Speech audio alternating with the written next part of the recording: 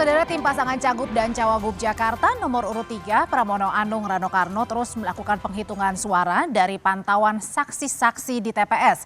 Jurnalis Kompas TV Dian Silutonga sedang memantau aktivitas di posko pemenangan Pramono Rano di daerah Setiabudi, Jakarta Selatan. Dian, selamat malam. Sejauh ini sudah berapa persen ini proses perhitungan suara yang dilakukan internal oleh tim Pramono Rano?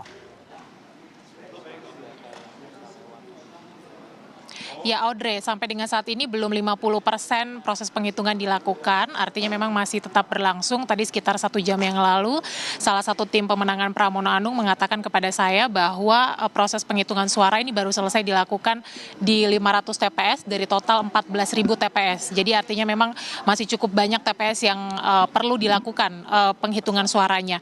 Tapi diestimasikan proses penghitungan suara secara internal oleh tim Pramono Anung ini akan selesai dilakukan sebelum pukul 1 dini hari waktu Indonesia Barat, karena rencananya nanti tim Pramono Anung ini akan mengumumkan kepada publik hasil penghitungan suara secara internal pada pukul 1 dini hari waktu Indonesia Barat di kantor DPD PDI Perjuangan di Kelapa Gading, Jakarta Utara.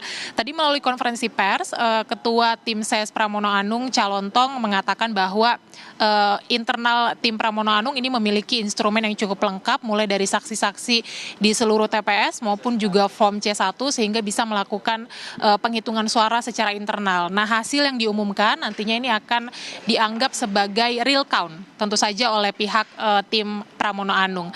Nah, tadi juga Calontong menyampaikan bahwa meminta begitu ya kepada semua pihak agar tetap menjaga proses pilkada ini berjalan aman, damai begitu, sehingga tidak ada upaya-upaya mengintervensi proses penghitungan suara.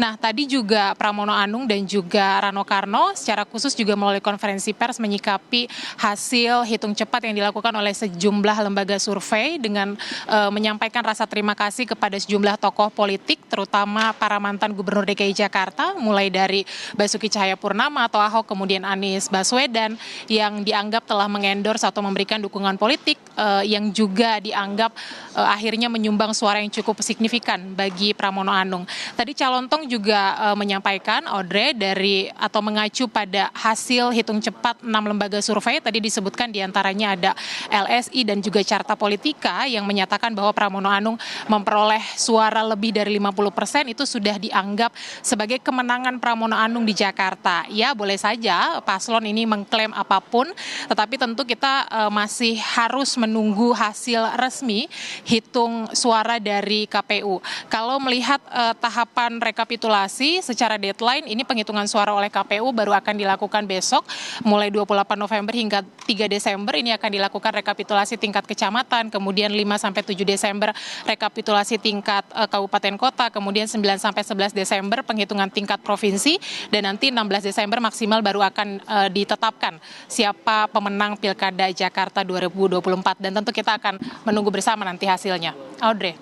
Terima kasih laporannya jurnalis Kompas TV Dian Silutonga langsung dari posko tempat dari internal Pramono Rano saat ini mengadakan real count versi internal Pramono Rano. Saudara, tetaplah bersama kami di Kompas TV, kami masih akan membahas sejumlah hal yang menyoroti, salah satunya adalah soal Pilkada Jakarta. Tetaplah di Suara Unggul Kompas TV.